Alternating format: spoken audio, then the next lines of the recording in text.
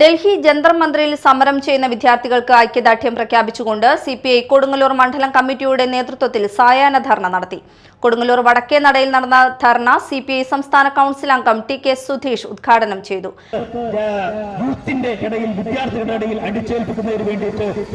അതുകൊണ്ട് വിദ്യാഭ്യാസം എങ്ങനെയായിരിക്കണം, ഇവിടുത്തെ മനുഷ്യന്റെ ഹിന്ദുവിനെ ഉണർത്താനായിട്ട് കഴിയുന്നതായിരിക്കണം വിദ്യാഭ്യാസം.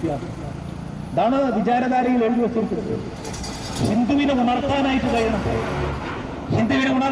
കഴിയുന്ന ഒരു വിദ്യാഭ്യാസ പദ്ധതി നമ്മുടെ രാജ്യത്ത് നടപ്പിലാക്കുന്നതിന് വേണ്ടിയിട്ട് 1966 തന്നെ അവർ ലക്ഷ്യം വെച്ചിട്ടുണ്ട് വിചാരധാരയിലൂടെ. അതുകൊണ്ടാണ് വാജ്പേയി ഗവൺമെന്റ് അധികാരത്തിലേറിയ സന്ദർഭത്തിൽ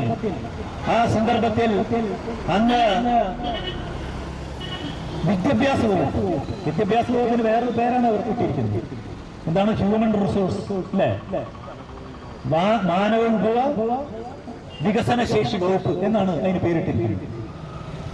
ആ വിദ്യാഭ്യാസ വകുപ്പിന്റെ ചുമതല ആരാണ് നിർവഹിച്ചത്? നിസാരക്കാരനല്ല. ആരാണ്? മുരളി മനോഹർ ജോഷി എന്ന് പറയുന്ന ബിജെപിയുടെ ഏറ്റവും പ്രധാനപ്പെട്ട നേതാവിനാണ് ആ വകുപ്പ് കൊടുത്തത്. അദ്ദേഹമാണ് ആ വകുപ്പ് കൈകാര്യം ചെയ്തത്. അന്ന് മൂലം തന്നെ തുടങ്ങിയവർ വിദ്യാഭ്യാസ രംഗത്ത് ഒരുപാട് മാറ്റങ്ങൾ വരുത്തുന്നതിന് വേണ്ടിയിട്ട്, അന്ന് മൂലം തന്നെ സിലബസുകളിൽ ഒരുപാട് മാറ്റങ്ങൾ വരുത്തുന്നതിന് വേണ്ടിയിട്ട് അവർ ശ്രമിച്ചു. കാരണം എന്താണ്?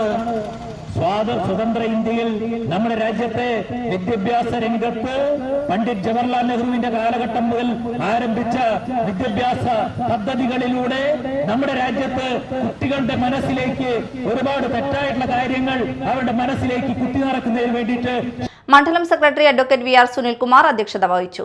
P B Khais, C K Ramanathan, advocate Navas Kattakath, Suma Sivan, A M Sayuj, Jithin T R, Akhil K Johnson എന്നിവർ സംസാരിച്ചു.